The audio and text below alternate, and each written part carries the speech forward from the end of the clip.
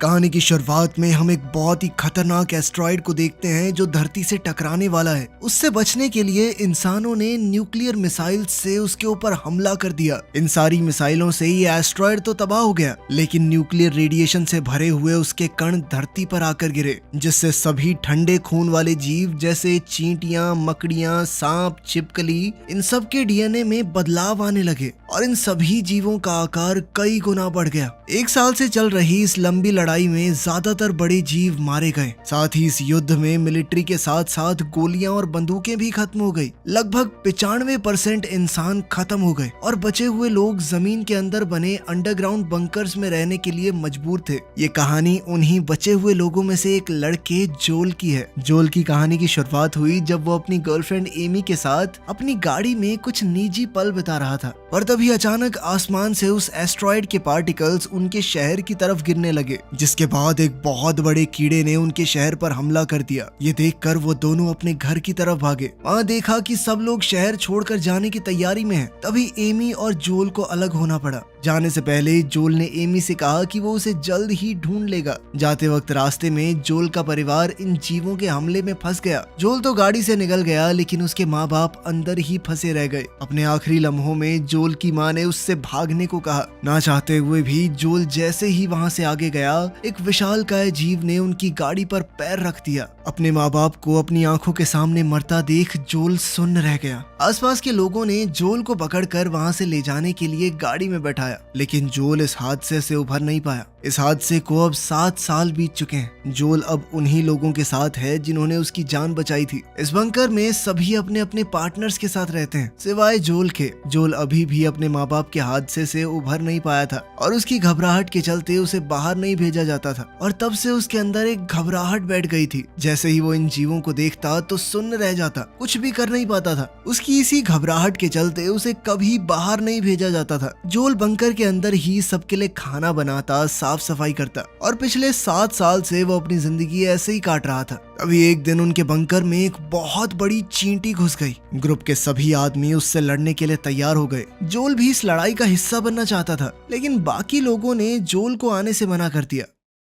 अब 4 लोगों का एक ग्रुप इस जीव को मारने गया और बाकी सभी लोग एक थर्मल कैमरा पर ये लड़ाई देख रहे थे। अब इन चारों में से एक को तो उस बड़ी चींटी ने पकड़ लिया। अपने साथियों को मुसीबत में देखकर जोल से रहा नहीं गया और जोल उन्हें बचाने के लिए वहां चला गया। तभी उसे उस बड़ी चींटी की परछाई दिखाई दी। उस चींटी के मुंह में उनका एक साथी था। ये देखकर जोल का डर उस पर हावी होने लगा और जोल अपनी जगह पर जम गया। जब ये विशालकाय चींटी उसकी ओर बढ़ी तो जोल ने अपनी आंखें बंद कर ली, और जब उसने अपनी आंखें खोली तो इस चींटी का सर जोल के पैरों में पड़ा था। ग्रुप के 2 लोगों ने इस चींटी का सर काट दिया। इस घटना से उभरने और अपना ध्यान भटकाने के लिए जोल किसी से रेडियो पर बात करने लगा। ये कोई और नहीं बल्कि एमी ही थी। एमी भी 7 साल पहले हुए उस हादसे में बच गई थी, लेकिन एमी की कॉलोनी यहाँ से बहुत दूर है और 7 साल पहले जब से वो अलग हुए हैं तब से मिल नहीं पाए। एमी को खोजने के लिए जोल ने काफी सारे स्टेशंस पर बात की और आखिरकार उसे ढूंढ ही निकाला। वो दोनों काफी खुशी से एक दूसरे से बातें कर रहे थे, लेकिन अचानक से रेडियो बंद हो गया। आज मौत का सामना करके जोल थोड़ा परेशान था और वो सारी जिंदगी बस बंकर में बैठकर अपनी मौत का इंतजार नहीं करना चाहता। जोल ने अपने साथियों से पूछा कि एमी की कॉलोनी यहाँ से कितनी दूर है। उन्होंने बताया कि एमी की कॉलोनी पश्चिम दिशा में 140 किलोमीटर दूर है। एक बीच के ऊपर बनी हुई है वो। जोल ने कहा कि मैं वहाँ जाना चाहता हूँ। उसके साथियों ने समझाया कि वहाँ पहुँचने के लिए कम से कम 7 दिन लगेंगे और कोई ट्रेंड इंसान होना वो भी 3-4 दिन से ज्यादा जिंदा नहीं रह सकता ऊपर। तू तो 1 घंटे में मर जाएगा बेटा। लेकिन जोल ने मन बना लिया था, या तो वो एमी से मिलेगा या फिर कोशिश करते हुए अपनी जान दे देगा। जोल को कुछ हद तक ये भी लगता था कि वो इस बंकर में इन लोगों के साथ रहने के लायक नहीं है। वो सिर्फ यहाँ एक बोझ है, लेकिन असल में ऐसा है नहीं। जोल के दोस्त उससे बहुत प्यार करते थे। उन्होंने उसकी मदद के लिए एक मैप भी बनाया ताकि वो एमी के पास पहुंच सके। अब जोल इतने सालों बाद उस कॉलोनी से बाहर आया था। एमी की कॉलोनी पश्चिम दिशा में 140 किलोमीटर दूर है, लेकिन जोल को बिल्कुल भी हिसाब नहीं था कि आखिर पश्चिम दिशा है कौन सी। बिना देखे समझे जोल आगे बढ़ गया। कुछ ही दूर चलने पर जोल को किसी बड़े जीव की आवाज सुनाई दी। वो पास के एक घर में छुपने गया, लेकिन वहाँ के तालाब में पहले ही एक बड़ा सा मेंढक मौजूद था। इस जीव को देखते ही जोल फिर से जम गया। जैसे ही इस मेंढक ने अपनी जीभ से जोल पर हमला किया, तभी किसी ने जोल को धक्का देकर वहाँ से हटा दिया। ये कोई और नहीं बल्कि एक कुत्ता था। तभी उस मेंढक ने दोबारा हमला किया और अपनी जीभ से जोल की टांग पकड़ ली। तभी कुत्ते ने उस मेंढक की जीभ पर काट लिया, जिससे मेंढक की पकड़ छूट गई और जल्दी से जोल और वो कुत्ता वहां से भाग गए। जल्द ही ये कुत्ता एक रुकी हुई बस में चढ़ गया। ये बस इस कुत्ते का घर है, जहाँ वो अपनी मालकिन के साथ रहता है। उसकी मालकिन शायद मर चुकी थी। जोल ने देखा कि एक दीवार पर बॉय लिखा है। जैसे ही जोल ने बॉय कहा, कुत्ता एकदम चौकन्ना हो गया, जिससे जोल समझ गया कि इस कुत्ते का नाम बॉय है। वहाँ पड़ी एक रेड ड्रेस को जैसे ही जोल ने उठाया, बॉय ने एकदम से वो ड्रेस जोल से छीन ली, क्योंकि ये बॉय की मालकिन की उसके पास आखिरी निशानी थी। जोल रात भर इस बस में रुका और सुबह होते ही यहाँ से निकल पड़ा। जैसे ही जोल जाने लगा, बॉय भी वो रेड ड्रेस लेकर उसके पीछे आ गया, मानो वो उसके साथ चलना चाहता हो। जिसके बाद जोल ने वो ड्रेस लेकर अपने बैग में रख ली और बॉय को अपने साथ लेकर चल पड़ा। पूरी तरह नष्ट हो चुके इलाकों से निकलते हुए ये दोनों धीरे धीरे अपनी मंजिल की तरफ बढ़ने लगे। तभी रास्ते में जोल को एक पौधे के ऊपर कुछ फल लगे हुए दिखे। उसे बहुत भूख लगी थी, लेकिन जैसे ही वो इस फल को खाने लगा, बॉय उसकी टांग खींचने लगा, मानो वो चाहता हो कि जोल ये ना खाए। जोल समझ गया कि शायद ये जहरीले होंगे। आगे बढ़ते हुए जोल अपने सफर के अनुभव को एक किताब में लिखता रहा। अचानक चलते चलते जोल एक बड़े से गड्ढे में गिर गया। जैसे ही उसने ऊपर चढ़ने की कोशिश की, उसने महसूस किया कि वो यहाँ अकेला नहीं है। जमीन पर बड़ी बड़ी हड्डियां पड़ी थी, यानी वो इस चीज का पहला शिकार तो नहीं होगा। अचानक बहुत फुर्तीले खून चूसने वाले कीड़ों ने उसके ऊपर हमला बोल दिया, लेकिन ऐन वक्त पर किसी अनजान आदमी ने उसे रस्सी से ऊपर खींच लिया। इस आदमी का नाम है क्लाइड और उसके साथ मौजूद ये छोटी बच्ची मीनो भी बहुत खतरनाक है। उसने ग्रेनेड से उन सभी कीड़ों को उड़ा दिया। क्लाइड ने जोल से कहा कि तुम्हें यहाँ अकेले नहीं घूमना चाहिए। इस पर जोल ने बताया कि मैं अकेला नहीं हूँ, एक कुत्ता है मेरे साथ और मैं अपनी गर्लफ्रेंड एमी को ढूंढने के लिए उसकी कॉलोनी में जा रहा हूँ। क्लाइड ने कहा कि वो उत्तर दिशा की तरफ जा रहा है, जहाँ पहाड़ और बर्फ है, क्योंकि वहाँ पर एक खास कॉलोनी है और ठंड के कारण ये जीव वहाँ नहीं आते। क्लाइड ने कहा कि थोड़ी दूर तक तो हमें साथ ही जाना है, तो अगर जोल चाहे तो उनके साथ चल सकता है। थोड़ी देर चलने के बाद वो लोग एक पहाड़ पर रुके। मीनो जोल को तीर चलाना सिखा रही थी, लेकिन जोल का निशाना बेहद खराब था। मीनो ने बताया कि उसके पिता उनकी कॉलोनी के सबसे बढ़िया तीरंदाज थे, लेकिन जब इन खतरनाक जीवों के एक झुंड ने उनकी कॉलोनी पर एक साथ हमला कर दिया, तो मीनो के पिता के साथ साथ क्लाइड का बेटा भी मारा गया। तब से क्लाइड और मीनो एक साथ एक सुरक्षित कॉलोनी की तलाश में हैं, जहां वो जिंदगी आराम से जी सकें। तभी जंगल से क्लाइड को एक जीव उनकी तरफ आता हुआ दिखाई दिया। क्लाइड ने जोल से कहा कि इस जीव को अब तुम्हारी खुशबू मिल चुकी है, इसलिए अब ये तुम्हारा पीछा बहुत लंबे समय तक करेगा। खैर जल्द ही वो वहाँ से निकल गए। दरअसल मीनो और क्लाइड काफी वक्त से धरती पर सरवाइव कर रहे हैं, इसीलिए उन्हें इन जीवों के बारे में काफी कुछ पता है। आगे चलकर क्लाइड को एक बहुत बड़ा स्नेल दिखा। क्लाइड ने जोल से कहा कि बिल्कुल भी हिलना मत, लेकिन जोल तो घबराकर वैसे भी जम चुका था। क्लाइड ने धीरे से जोल को टी शर्ट उतारने को कहा और ये टी शर्ट उसने स्नेल पर रख दी और स्नेल भी बिना उन्हें नुकसान पहुंचाए वहां से चला गया। क्लाइड ने ऐसा इसलिए किया क्योंकि अब ये स्नेल जहां भी जाएगा जोल की खुशबू को फैलाता रहेगा, जिससे वो जीव जो उनके पीछे पड़ा है वो थोड़ा कंफ्यूज हो जाएगा। इस पर जोल ने पूछा कि स्नेल ने हमारे ऊपर हमला क्यों नहीं किया, जिस पर क्लाइड ने उसे बताया कि कुछ जीव अच्छे भी होते हैं। मीनो ने कहा कि अगर तुम कभी कंफ्यूज्ड हो तो उनकी आंखों में देख लेना, तुम्हें समझ आ जाएगा, आंखें कभी झूठ नहीं बोलती। रात को वो लोग एक जगह रुके जहां उन्होंने खाना खाया, लेकिन जैसे ही वो आराम करने लगे, क्लाइड ने उन्हें उठा दिया क्योंकि उनके खाने की खुशबू से बाकी जीव यहाँ आ जाएंगे और अब यहाँ रुकना खतरे से खाली नहीं होगा। अगले दिन मीनो ने दोबारा से जोल को क्रॉसबो की ट्रेनिंग दी। मीनो ने कहा कि मन को बिल्कुल शांत करके तीर चलाओ और जोल जब भी ऐसा करता उसका हर एक तीर बिल्कुल निशाने पर लगता। मीनो ये देखकर बेहद खुश हो गई और जोल को गले लगा लिया। इस छोटी उम्र में अपने परिवार से दूर हो चुकी मीनो को अब जोल में अपना बड़ा भाई दिखने लगा था। खैर ऐसे ही कुछ दिन और बीत गए। क्लाइड और मीनो ने जोल को सभी जीवों से बचकर जिंदा रहना सिखाया। ऐसे पेड़ पौधों के बारे में बताया जिनसे जहरीले जानवरों के जहर का असर खत्म किया जा सकता है। सबके बारे में बताकर आखिर में उन्होंने धरती पर मौजूद सबसे खतरनाक जीव के बारे में बताया, जिसका नाम है सैंड गॉबलर। ये सैंड गॉबलर्स जमीन के अंदर चलते हुए किसी भी आवाज का बहुत सटीक तरीके से पीछा करते हैं, लेकिन इनमें भी सबसे खतरनाक होती है इनकी रानी, जो आकार में इनसे कई गुना बड़ी होती है और उसका एक पंख जमीन के ऊपर दिखाई देता है। अगर रानी को तुम्हारी जरा सी भी आवाज आ गई तो खेल खत्म। आज तक कोई भी सैंड गॉबलर रानी से भिड़कर जिंदा नहीं बचा। मीनो रोज जोल को क्रॉसबो की प्रैक्टिस करवाती रही और अब जोल दिन पर दिन बेहतर होता गया। अब 5 दिन बाद वो जगह आ ही गई जहाँ उनके रास्ते अलग होने वाले हैं। क्लाइड ने जोल से कहा कि तुम हमारे साथ ही चल पड़ो, तुम्हारा अकेले बच पाना थोड़ा मुश्किल है, साथ रहेंगे तो जिंदा रहने के चांस ज्यादा हैं। लेकिन जोल को बस एमी से मिलने की धुन सवार थी। उसके इस फैसले से मीनो बहुत दुखी थी। जोल ने उसे समझाया कि एमी मेरे लिए बहुत मायने रखती है। मीनो ने आखिरी बार जोल को गले से लगाया। वहीं क्लाइड ने जाते हुए जोल को एक ग्रेनेड दिया और कहा कि जब बहुत जरूरत पड़े तो ही इसका इस्तेमाल करना। इसकी पिन निकालने के बाद 5 तक गिनना और फिर फेंकना। याद रहे 5 तक गिनना है। अब दोनों खेमे अपने अपने रास्ते निकल पड़े। अब जोल और बॉय को 50 किलोमीटर की दूरी अकेले तय करनी है, लेकिन यह सफर बहुत मुश्किल होने वाला था। कुछ दूर चलने के बाद वो दोनों एक जगह पहुंचे जहां बॉय कुछ अजीब बर्ताव करने लगा और अब वो आगे नहीं जाना चाहता था।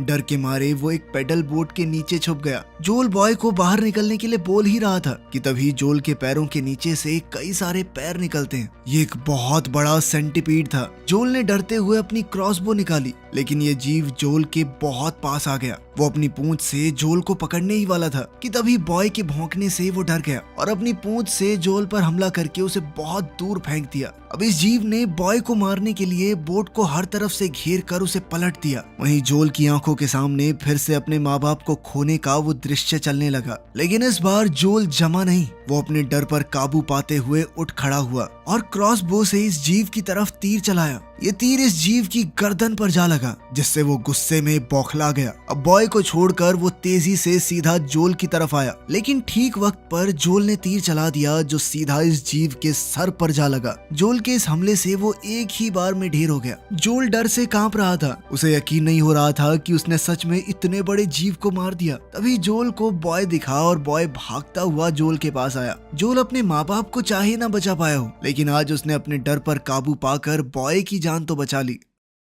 अगले दिन सुबह ये दोनों एक बड़े से खड्डे के पास पहुंचे और बॉय फिर से अजीब हरकतें करने लगा, भागने लगा। जोल समझ गया कि कोई खतरा पास में है। तभी जोल ने जमीन के अंदर से एक जीव को अपनी तरफ आते हुए देखा, जिसका एक पंख बाहर है, यानी ये तो रानी है, सैंड गॉबलर्स की रानी। जोल ने बचने के लिए एक छोटा सा खिलौना दूर फेंक दिया ताकि रानी उसकी आवाज से उस ओर चली जाए। और जिस तरफ जोल ने वो खिलौना फेंका, सैंड गॉबलर क्वीन वहां जमीन फाड़ कर बाहर निकल आई। जोल बिना वक्त बर्बाद किए वहां से भागा और रानी भागी उसके पीछे। भागते हुए जोल अचानक नीचे गिर पड़ा और उसका बैग उससे छूट गया। जोल बॉय के पीछे पीछे एक पेड़ के तने में छुप गया। जोल ने बॉय का मुंह बंद कर दिया ताकि कोई आवाज ना आए, और जब कोई आवाज नहीं आई तो वो रानी वहां से जाने लगी। लेकिन तभी जॉय के बैग से बॉय की मालकिन की रेड ड्रेस नदी में गिर गई। ये देखते ही बॉय अपनी जान की भी ना परवाह करते हुए उस ड्रेस को बचाने के लिए भागा। जोल ने उसे रोकने की कोशिश की, लेकिन बॉय नहीं रुका। अब क्वीन दोबारा से उनकी तरफ आने लगी।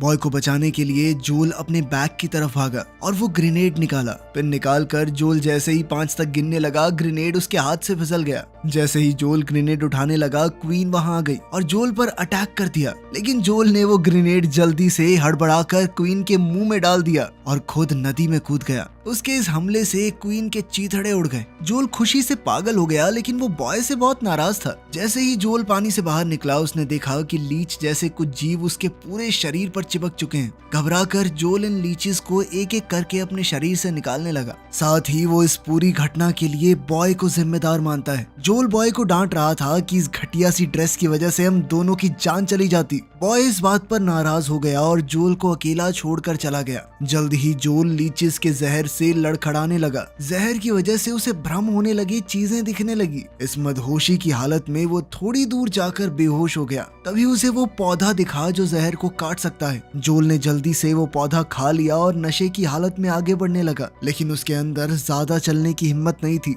इसीलिए जोल एक जगह टिक कर बैठ गया। जिसके बाद अचानक से जोल को वहाँ एमी दिखाई दी। 7 साल बाद एमी को दोबारा देखकर जोल ने उसे देखते ही किस कर दिया और फिर दोबारा से बेहोश हो गया। जब होश आया तो उसने देखा कि जोल अब एमी की कॉलोनी में है। एमी को सच में अपने सामने देखकर जोल को बहुत खुशी हुई और हैरानी भी। एमी ने उसे आराम करने को कहा। जोल ने कहा कि इतने वक्त बाद तुम्हें दोबारा से चूम कर मुझे बहुत अच्छा लगा। लेकिन एमी ने बताया कि तुमने मुझे नहीं, इस बुढ़े को किस की थी। इसके बाद एमी ने बताया कि उनकी कॉलोनी में कुछ लोग आए हैं, जिनमें से एक जहाज का कैप्टन है और वो सब लोगों को एक सुरक्षित जगह ले जाना चाहता है। जोल को ये बातें कुछ अजीब सी लगी, लेकिन तभी एमी किसी काम से वहाँ से चली गई। जब जोल अपने कमरे से बाहर आया तो कॉलोनी की सुंदरता को देखकर दंग रह गया और साथ ही बाहर आने पर उसने एक बीच देखा। एमी की कॉलोनी अंडरग्राउंड तो है, लेकिन पीछे समुद्र होने की वजह से वो लोग सुरक्षित हैं, क्योंकि ये सारे जीव पानी पसंद नहीं करते। जोल को बाहर देखकर एमी उससे बात करने आई। तभी वो कैप्टन और उसके कुछ साथी भी वहाँ आ गए।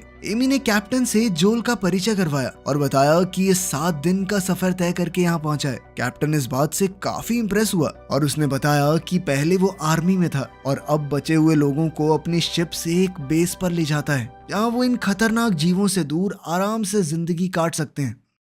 जब जोल और एमी को अकेले बात करने का वक्त मिला तो जोल ने एमी से पूछा कि मैं इतनी दूर सिर्फ तुमसे मिलने आया हूँ, लेकिन तुम मुझे देखकर उतनी खुश क्यों नहीं लग रही। एमी ने बताया कि इन सालों में काफी कुछ बदल चुका है। उसने अपने माँ बाप को खो दिया और पिछले साल उस शख्स को भी जिससे वो बेहद प्यार करती थी। ये सुनकर जोल की दुनिया ही हिल गई। अब जोल को एहसास हुआ कि यहाँ आने से पहले उसे एमी से पूछना तो चाहिए था कि तुम मुझसे मिलना भी चाहती हो या नहीं, लेकिन एमी ने कहा कि ये उसकी गलती है। उसे रेडियो पर जोल को पहले ही बता देना चाहिए था सब कुछ, लेकिन एमी ने कहा कि मैं फिर भी खुश हूँ कि तुम यहाँ आए हो। अब हम कैप्टन के साथ जाकर हमेशा के लिए इन जीवों से छुटकारा पालेंगे और हम दोस्त तो रह ही सकते हैं। बंदा 140 किलोमीटर डायनासोर जैसे कीड़ों से लड़ते हुए जान हथेली पे रख के आया इसके लिए, और ये फ्रेंड जोन कर रही है। कैसी लुच्ची औरत है भाई ये। दोस्त तो रह ही सकते, दोस्त तो उसके वहाँ भी थे। जोल इस वक्त कुछ भी सोचने समझने की हालत में नहीं था। कुछ देर बाद जोल ने रेडियो से अपनी कॉलोनी से बात करने की कोशिश की, लेकिन बात नहीं हो पाई। तभी वो बूढ़ा आदमी जोल के पास आया और कुछ फल और बियर जोल को दी। ये एक नई जिंदगी की शुरुआत के लिए कैप्टन की तरफ से पूरी कॉलोनी के लिए गिफ्ट है। अब जोल ने वो मैप देखा जो उसके दोस्तों ने उसे दिया था। इस मैप के पीछे उन्होंने उसके लिए मैसेजेस लिखे थे, जिन्हें पढ़कर जोल भावुक हो गया और उसे समझ आया कि उसकी कॉलोनी के लोग उससे कितना प्यार करते हैं, और एक लड़की जिससे वो 7 साल से नहीं मिला था, उससे मिलने के चक्कर में वो उनको छोड़ के आ गया। तभी रेडियो पर जोल की कॉलोनी का एक मैसेज आया। वो सब जोल की आवाज सुनकर बेहद खुश हुए कि वो इतनी दूर पहुंच गया। जोल ने अपने साथ हुई सारी घटनाएं सुनाई, जिनसे वो सब बहुत हैरान थे कि जोल ने ये सब अकेले कैसे कर लिया। जोल ने उनसे पूछा कि वो सब कैसे हैं। तब उन्होंने बताया कि जोल के जाने के बाद वहाँ काफी बार हमला हुआ और वो कॉलोनी अब सुरक्षित नहीं है। तभी अचानक कनेक्शन टूट गया। अब जोल ने फैसला कर लिया कि वो अपने दोस्तों के लिए वापस जाएगा और उन्हें बिना लिए कैप्टन के साथ आगे नहीं बढ़ेगा।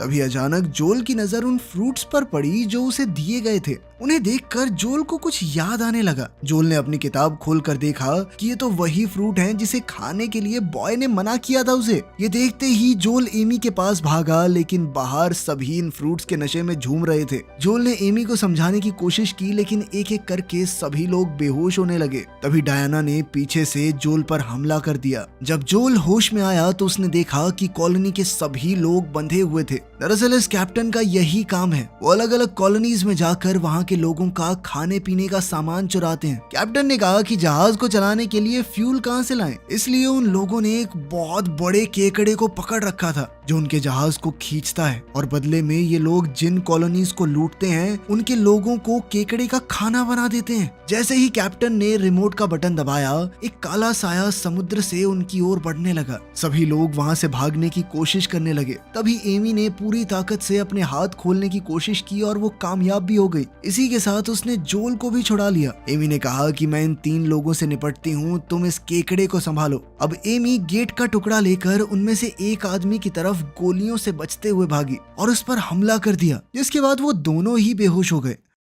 दूसरी तरफ वो केकड़ा पास आ रहा था। जोल ने पास पड़ी एक रॉड उठाई और केकड़े की तरफ भागा। वो केकड़ा जैसे ही जोल पर कूदा, जोल ने अपनी रॉड से उसे मारकर उल्टा गिरा दिया। उल्टा गिरने की वजह से वो केकड़ा अब उठ नहीं पा रहा था। जैसे ही जोल उस केकड़े को मारने के लिए आगे बढ़ा, कैप्टन ने अपने रिमोट से उस केकड़े को बिजली का जोरदार झटका दिया, जिसके बाद वो केकड़ा झन्न से उठ खड़ा हुआ और उसने जोल पर जबरदस्त वार किया। जब एमी को होश आया, उसे अपने सामने डायना दिखी और इन दोनों के बीच लड़ाई शुरू हो गई। लेकिन डायना ने एमी को आसानी से हरा दिया। इधर वो केकड़ा जैसे ही जोल की तरफ बढ़ रहा था, अचानक बॉय वहां आ गया और उस केकड़े और जोल के बीच में खड़ा हो गया। वो केकड़ा बॉय को देखकर थोड़ा शांत हो गया। कैप्टन ने डायना से कहा कि इस कुत्ते को मार दो। जैसे ही डायना अपने हाथ में लगा रॉकेट लॉन्चर चलाने लगी, एमी ने उसके हाथ पर वार किया, जिससे डायना का निशाना चूक गया और वो ग्रेनेड सीधा उस केकड़े को जा लगा। इस हमले से केकड़े को बहुत चोट आई। अभी कैप्टन खुद नीचे आया और एमी को ऐसा मारा कि वो बेहोश हो गई।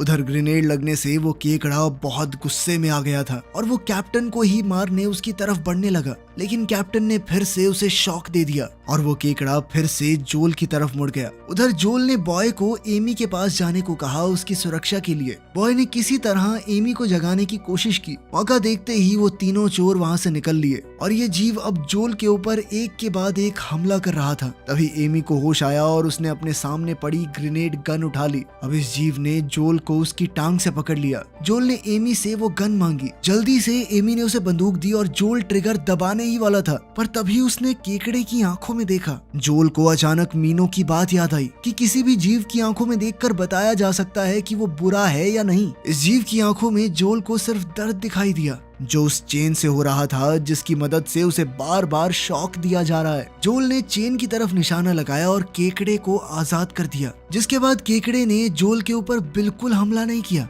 जैसे ही जोल नीचे गिरा, एमी उसके पास आ गई। तभी वो केकड़ा भी जोल के पास आने लगा, लेकिन पास आकर ऐसे रुक गया मानो वो जोल को अपनी आजादी के लिए शुक्रिया कहना चाहता हो। और फिर वो कैप्टन के जहाज की तरफ बढ़ने लगा। कैप्टन इस वक्त जहाज पर पहुंच चुका था। उसने अपने रिमोट से केकड़े को शॉक देने की कोशिश की, लेकिन कुछ भी नहीं हुआ। अब वो समझ चुका था कि उसकी टाएं टाएं फिस होने वाली है। इसके बाद वो केकड़ा एक एक करके उन तीनों को जिंदा निकल गया और साथ ही उनके जहाज को भी तबाह कर दिया। ये सब हो जाने के बाद जोल अब अपनी कॉलोनी वापस जाने के लिए तैयार हो गया, लेकिन जोल ने जिस बहादुरी से एमी और उसकी पूरी कॉलोनी की जान बचाई थी, ये देखने के बाद एमी दोबारा से जोल को पसंद करने लगी थी और उसने जोल को रुकने के लिए कहा। लेकिन जोल ने कहा कि मेरे दोस्तों को मेरी जरूरत है, इसीलिए मुझे तो जाना ही होगा। जोल ने एमी को इन जीवों से लड़ने के लिए अपनी लिखी हुई किताब दी, जिसके अंदर उसने इन सब की कमजोरियां लिखी हुई हैं। जोल ने एमी को शुक्रिया कहा, क्योंकि उसी के कारण जोल यहाँ तक आया और इस सफर ने उसकी जिंदगी बदल दी। जाते हुए जोल ने हिम्मत करके एमी को किस कर ही दिया, जिसके बाद एमी ने कहा कि तुमने तो मेरे लिए 140 किलोमीटर का सफर तय कर लिया, इस बार तुम्हें ढूंढते हुए मैं आऊंगी। तो आपके हिसाब से एमी का दूसरा चांस बनता है या नहीं? कमेंट्स में जरूर बताना। मिलते हैं अगली वीडियो में।